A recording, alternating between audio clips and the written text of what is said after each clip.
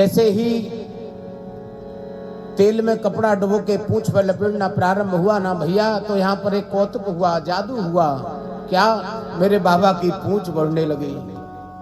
यहाँ एक सिद्धांत है, मेरे गुरुदेव भगवान कहते हैं, बेटा जब किसी सज्जन की प्रतिष्ठा रूपी पूंछ में कोई भी दुर्जन आग लगाने की चेष्टा करता है ना, तो परिणाम में उसी का घर जलता है। वही हुआ लंका में। रावण ने, जानते हो, परम भागवत है श्री हनुमान जी, इनकी पूंछ में आग लगाने की इसने चेष्टा की है। जानते हो, सोने की लंका पूरी जल के राख हो जाएगी।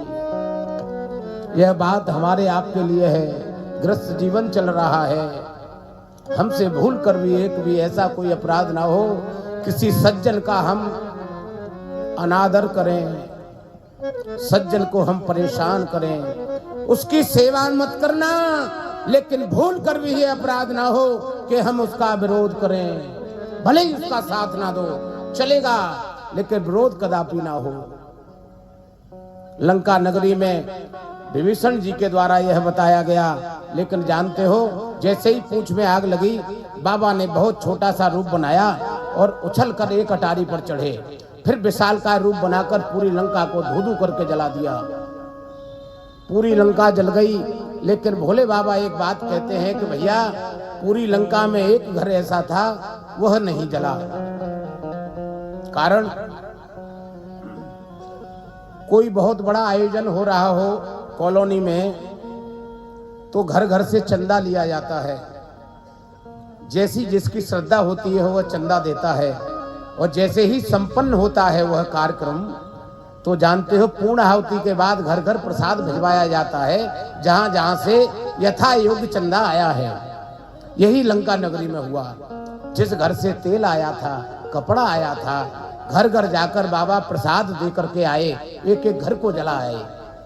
लेकिन एक घर ऐसा था, वहां से बाबा को न तेल आया था न कपड़ा आया था। कौन सा घर था? एक विभीषण कर ग्रह नहीं। यह बात हमको बता रही है प्यारे, जीवन में जब हम प्रभु की शरणागति रहते हैं, कितनी बड़ी आग लगी हो, परेशानी आ रही हो, प्रभु का कवच आपको बचा लेगा।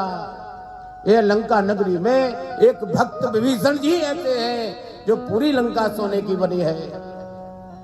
रावण के घर जो आनंद है ना, केवल एक भक्त के वजह से है। श्री सुंदरकांड के आश्रय में यह बात प्रमाण के सहित मैं आपको बताऊंगा। भोले बाबा मां पार्वती को यह कथा सुनाते हुए कहते हैं, देवी सो कुल धन्य मां सुन जगत पूज्य सुपनीत, श्री रघुवीर परायण जय नर उपज विनीत। हे देवी, वह कुल पूजने के योग्य है। कौन सा? जिस घर में प्रभु के नाम को लेने वाला उत्पन्न हो, पैदा हो। अगर हमारे आपके परिवार में कोई ऐसा है जो तप रहा है, प्रभु का भक्त है, तो परम भाग्य है हमारे। कारण इससे आगे की बात और श्री भोले बाबा ने बताई। सो कुल धन्य मां सुन जगत पूज्य सुपनीत, श्री रघुवीर परायण जय नर उपज विनीत। और कहते हैं, देवी जिस घर में प्रभु के नाम को लेने वाला उत्पन्न होता है ना, उसकी 21 पीढ़ियां आनंद करती हैं। 10 पीढ़ी पितृपक्ष की, 10 पीढ़ी मातृपक्ष की, ननिहाल। एक वह स्वयं जिसमें रह रहा है।